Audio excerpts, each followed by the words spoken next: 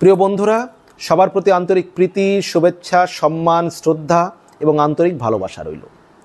বিজেপির কেন্দ্রীয় নেতৃত্ব তারা কি চায় যে পশ্চিমবঙ্গে তৃণমূল কংগ্রেস পরাজিত হোক বিধানসভা নির্বাচনে, বিজেপি ক্ষমতায় আসুক? সত্যি কি চায়? এ প্রশ্ন আমার থাকছে দর্শকদের কাছে। কেন বলছি? পশ্চিমবঙ্গ বিজেপির মুখকে সদ্য রাজ্য সভাপতি হয়েছে শ্রমিক ভট্টাচার্য। নাম এসেছিল অনেক, কিন্তু শেষমেশ আরএসএসের পছন্দে শ্রমিক ভট্টাচার্য রাজ্য বিজেপির সভাপতি হয়েছেন। তিনি রাজ্যসভার সাংসদ। কিন্তু বলুন তো, রাজ্য বিজেপির কর্মীরা বিপদে পড়লে, সমস্যায় পড়লে সর্বপ্রথম কার নাম মনে আসে বলুন? সেখানে 1 নম্বর নাম চলে আসবে শুভেন্দু অধিকারী। 2 নম্বর নাম আগে আসতো, সেটা হচ্ছে দিলীপ ঘোষ। বাকি আর কারো নাম মনে আসবে, মুখে আসবে? যদি বলা যায় যে তৃণমূল কংগ্রেস সবচাইতে বেশি ভয় বা ঘৃণা করে বিজেপির কোন নেতাকে পশ্চিমবঙ্গের, সেখানে 1 নম্বরে নাম চলে আসবে কার? শুভেন্দু অধিকারীর। তাহলে বিজেপি যে নেতা সারা পশ্চিমবঙ্গ চষে বেড়াচ্ছে, 24 ঘন্টার মধ্যে 16 ঘন্টা কর্মীদের বিপদে আপদে পাশে দাঁড়াচ্ছে, যাকে তৃণমূলের টপ নেতৃত্ব ক্রমাগত আক্রমণ করছে, যাকে তৃণমূল নেতৃত্ব ভয় পায়, সেটা তাদের কথাবার্তায় আচরণে বোঝা যায়। যে শুভেন্দু অধিকারী বারবার বলেন যে তৃণমূল নেত্রী মমতা ব্যানার্জিকে তিনি পরাজিত করেছেন, এটা মমতা ব্যানার্জির জন্য কষ্টের, জ্বালার, বেদনার। যে নেতাটি বিজেপির একমাত্র নেতা শুভেন্দু অধিকারী তৃণমূলের চোখে চোখ রেখে কথা বলতে পারে, তৃণমূলের সমস্ত অন্যায়ের, দুর্নীতির প্রতিবাদ করতে পারে, তার নাম শুভেন্দু অধিকারী। কিন্তু তাকে কতটুকু গুরুত্ব দেওয়া হচ্ছে? শুভেন্দু অধিকারী আন্দোলন করছেন, কিন্তু সাংগঠনিক গুরুত্ব কতটুকু দেওয়া হয়েছে? সুকান্ত মজুমদার সভাপতির দায়িত্ব থাকাকালীন কোনো সভায় দেখা গিয়েছে শুভেন্দু অধিকারী যাননি। তাকে জিজ্ঞেস করা হলে তিনি বলেছেন সাংগঠনিক দায়িত্বে তো আমি নেই। সাংগঠনিকভাবে সুকান্ত মজুমদার রাজ্য সভাপতি ছিলেন, তার সঙ্গে দুজনার একসঙ্গে পথ চলা মানে মনের দিক থেকে হয়নি। কখনো কখনো একসঙ্গে হয়তো আন্দোলন করেছে, কিন্তু মানসিকভাবে হয়নি। শুভেন্দুকে কিন্তু সেই গুরুত্ব সুকান্ত মজুমদার, দিলীপ ঘোষ এরা কখনোই দিতে চায়নি শুভেন্দু অধিকারীকে।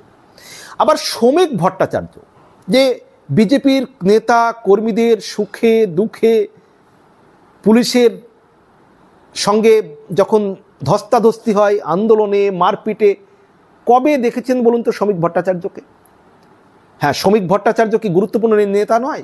তিনি আরএসএস করেছেন, তিনি সুবক্তা, তিনি বিজেপির মুখপাত্র। শ্রমিক ভট্টাচার্য মানেই কবিতা, শ্রমিক ভট্টাচার্য মানেই সাহিত্য, শ্রমিক ভট্টাচার্য মানেই টিভিতে সুন্দর করে বিজেপির পক্ষে যুক্তি সাজিয়ে কথা বলা। কিন্তু পশ্চিমবঙ্গের যে মাঠে ময়দানের যে লড়াই, সেই লড়াই সংগ্রামে শুভেন্দু অধিকারী বাদে আর কোন নেতা আছে বলুন তো? কোন নেতার মুখ মনে পড়ে যে আজকে পশ্চিমবঙ্গের যে কোনো জায়গায় যদি কর্মীরা বিপদে আপদে পড়ে, তাদের উপর আক্রমণ হয়, সেই জায়গায় সবার আগে পৌঁছে যাবে সেই নেতার নাম কি? শুভেন্দু অধিকারী। যেখানেই কর্মীরা বিপদের পড়বেন, সেখানকার কর্মীরা সব আগে যে ফোনটি করবেন বিজেপির কাকে বলুন তো? রাজ্যের শুভেন্দু অধিকারীকে ফোন বা তার সঙ্গে যোগাযোগ করার চেষ্টা করবেন। সেই প্রতিবাদ সব আগে করেন কে? শুভেন্দু অধিকারী।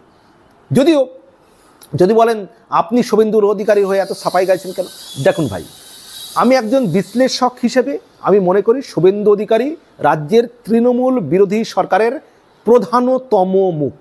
প্রধানতম মুখ। বিজেপির যে সাম্প্রদায়িক রাজনীতি, সেই রাজনীতি আমি ব্যক্তিগতভাবে পছন্দ করি না। কারণ আমি মনে করি যে সাম্প্রদায়িক রাজনীতি, আমি যেটা মনে করি সাম্প্রদায়িক রাজনীতি কখনোই কোনো দেশ রাজ্যের জন্য ভালো কিছু বয়ে আনতে পারে না। সেটা কোনো দেশের, সেটা যেমন আমাদের দেশের ক্ষেত্রে প্রযোজ্য, তেমনই বাংলাদেশের ক্ষেত্রেও প্রযোজ্য। এই যে সাম্প্রদায়িক রাজনীতি বা ধর্মীয় রাজনীতি, এই রাজনীতি আমার বিশ্বাস, আমার চেতনা একটা দেশের জন্য ভালো কিছু, মঙ্গল কিছু বয়ে আনতে পারে না। সার্বিক মানুষের জাতি, ধর্ম, বর্ণ নির্বিশেষে সমস্ত জনগণকে নিয়ে চলার জন্য যে রাজনীতি, সেই রাজনীতি একটা ধর্মভিত্তিক রাজনীতিক যারা দল বা ধর্মভিত্তিক যারা রাজনীতি করে, তারা কখনোই সার্বিক সবার জন্য রাজনীতি করতে পারে না, যার জন্য তো বিজেপির দিকে আর কি সংখ্যালঘু মুসলিমরা যায় না। তো যাই হোক, যেটা বলার, তাহলে এই যে শুভেন্দু অধিকারী বাংলার একমাত্র লড়াকু মুখ তৃণমূলের বিরুদ্ধে, তাহলে কেন্দ্রীয় বিজেপি যদি সত্যিই চাইতেন যে পশ্চিমবঙ্গে তৃণমূলকে হারানোর দরকার, তাহলে সবার আগে আমার বিশ্লেষণে যে নামটি আসতো দায়িত্ব দেওয়ার, একেবারে সম্পূর্ণ দায়িত্ব দেওয়া দরকার ছিল শুভেন্দু অধিকারীকে। শুভেন্দু অধিকারীকেই একমাত্র মমতা ব্যানার্জি, অভিষেক ব্যানার্জি তারা ক্রমাগত আক্রমণ করে। এবং মানুষ কাকে ক্রমাগত আক্রমণ করে? যার প্রতি একটা হয় ঘৃণা থাকে বা ভয় থাকে। মানুষ এমনি এমনি কাউকে ক্রমাগত আক্রমণ করে না। মানুষ যদি শুধু ঘৃণা করে কাউকে এড়িয়ে যাবে, কিন্তু মানুষ যাকে ভয় পায় এবং যাকে ঘৃণা করে তখনই কিন্তু তাকে ক্রমাগত আক্রমণ করে। এ বিষয়ে সন্দেহ নেই যে তৃণমূল একমাত্র যদি ভয় করে একজন নেতাকে বিজেপির, সেটা হচ্ছে শুভেন্দু অধিকারী। শ্রমিক ভট্টাচার্যকে তৃণমূলের কেউ ভয় পায় না। সেই শ্রমিক ভট্টাচার্য যিনি সুন্দর করে সাহিত্যের কথা বলবেন, যিনি সুন্দর করে তৃণমূলকে মানে সুন্দর ভাষায় ঘুরিয়ে পেঁচিয়ে তৃণমূলকে আক্রমণ করবেন, যেটা তার বেশিরভাগ কর্মী সমর্থকরা বুঝতেই পারবেন না যে শ্রমিক ভট্টাচার্য কী বললেন। তিনি কি পারবেন শুভেন্দু অধিকারীর মতো, দিলীপ ঘোষের মতো চাছা ছেলাই সরকারের সমালোচনা করতে, তৃণমূল কংগ্রেসের সমালোচনা করতে? স্বাভাবিকভাবেই কর্মীদের যে মনোবল, সেই মনোবল, লড়াইয়ের যে স্পৃহা, লড়াইয়ের যে মনোভাব, যে লড়াইয়ের একটা সাহস, সেটা তৃণমূলের বিরুদ্ধে বিজেপি অচিরেই ভেঙে যাবে বলে আমি অন্তত মনে করছি। কারণ তৃণমূলের বিরুদ্ধে 2026-এর বিধানসভা নির্বাচনে জিততে গেলে যে প্রায় রাজ্যের 80,000 বুথ, সেই 80,000 বুথে যে সংগঠন করা, সেই 80,000 বুথে বুথ কমিটি গঠন করা, সেই 80,000 বুথে যে এজেন্ট দেওয়া, সেটা করতে গেলে যে লড়াই দরকার, যে সংগ্রাম দরকার, যে সাহস দরকার, যে সাংগঠনিক ভিত্তি দরকার, সেটা অন্তত শ্রমিক ভট্টাচার্যের যে রাজনৈতিক চিন্তা চেতনা, তার যে রাজনীতি করার যে কৌশল, রাজনীতি করার যে মানসিক দম, সেটা দিয়ে আমার অন্তত মনে হয় না হবে যে রাজ্যের প্রায় 80,000 বুথে তৃণমূলের কাউন্টার বুথে তাদের কর্মীরা দেবে, প্রত্যেকটি বুথে এজেন্ট দেবে, সেটা কখনোই হবে বলে সম্ভব নয়। এমনিতেই আমাদের রাজ্যে 294, আমাদের রাজ্যে মোট বিধানসভা আসন 294, তার মধ্যে এমনিতেই 120টি আসন, সেখানে মুসলিমরা একজোট হয়ে যাকে ভোট দেবে সেই দল জিতে যাবে। মানে মুসলিমদের যে ভোটটা সেখানে বিশালভাবে গুরুত্ব বহন করে। তাহলে 120টি আসনের মধ্যে প্রায় আসন তৃণমূল কংগ্রেস জিতে যাবে। তাহলে 120টি বাদ গেলে থাকে কত? 174টি। সেই 174টি আসনের মধ্যে আবার 84টি আসনের বাম কংগ্রেস ভোটাররা আবার 10%-এর উপরে বেশি ভোট পেলে সেখানে মানে বিজেপি জেতার সম্ভাবনা অনেকটাই কমে যাবে।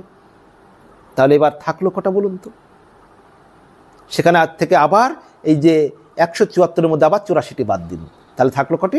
90টি আসন। এই যে 90টি আসন, এই 90টি আসন জিতে তো রাজ্যে ক্ষমতায় আসা যাবে না। এমনিতেই যেটা শোনা যাচ্ছে বিজেপি মানে 114টি মতো আসন, যেগুলো মুসলিম প্রভাব মেনে মনে করছে, মানে আরএসএস এবং বিজেপি মনে করছে 114টি আসনকে সেখানে মুসলিমরা একজোট হয়ে ভোট দিলে সেই দল জিতে যাবে। স্বাভাবিকভাবে ওই 114টি বাদ দিয়ে তারা 180টি আসনকে টার্গেট করতে চাইছে। তো এই 180টি আসনকে টার্গেট করবে, সেখানে তো আবার বাম কংগ্রেস বিজেপি কতটা ভোট পড়ছে তার উপর নির্ভর করবে। তাহলে সেই আসনের মধ্যে তারা কি করে 294 আসনের মধ্যে 148টা আসন পাবে বলুন তো? সেটা কি পাওয়া সম্ভব? যেখানে 2021 সালে বিধানসভা নির্বাচনে সংখ্যালঘু মুসলিমরা একজোট হয়ে প্রায় 90-91% ভোট দিয়েছিল তৃণমূলকে, আবার 2024 সালে সংখ্যালঘুরা আরও একজোট হয়ে প্রায় 94% মুসলিমরা ভোট দিয়েছিল তৃণমূলকে। যার ফলে এই যে বিজেপি যত বেশি তারা মানে মুসলিমদের মধ্যে আতঙ্ক সৃষ্টি করবে, তত বেশি একজোট হবে মুসলিমরা। তাহলে সেইখানে যেটা বিজেপি নেতৃত্ব, কেন্দ্রীয় নেতৃত্ব, যেটা শ্রমিক ভট্টাচার্যকে যে দায়িত্ব দিলেন, এদিকে মুসলিম ভোট পাবেন না তারা। আবার যে তৃণমূলের বিরুদ্ধে লড়াই সংগ্রাম করবে, সেই লড়াই সংগ্রামের মানসিকতাও শ্রমিক ভট্টাচার্যের মধ্যে নেই। তাহলে দুটোর কোনোটাই কিন্তু বিজেপির পক্ষে যাচ্ছে না। তাই আমার মনে হচ্ছে যে কেন্দ্রীয় নেতৃত্ব কি সত্যিই মমতা ব্যানার্জি বা তৃণমূলকে হারাতে চায়? তাহলে চাইলে কি শুভেন্দু অধিকারী মুখ হতেন না, রাজ্যের সভাপতির দায়িত্ব পেতেন না? শ্রমিক ভট্টাচার্য কে দিয়ে কি রাজ্যে পরিবর্তন সম্ভব? অন্তত আমার সেটা মনে হচ্ছে না এখন পর্যন্ত। পরে দেখবো তার আন্দোলন, তার যে তৃণমূল বিরোধী কীভাবে স্ট্যান্ড নিচ্ছে, তারপরে যদি মনে হয় যে না তিনি সেই ভূমিকা পারবেন, অবশ্যই বলবো তখন পারবেন তিনি। কিন্তু প্রিয় বন্ধুরা, আপনারা কে কী মনে করেন জানাবেন কমেন্ট বক্সে। ভালো থাকবেন, সবার জন্য শুভকামনা।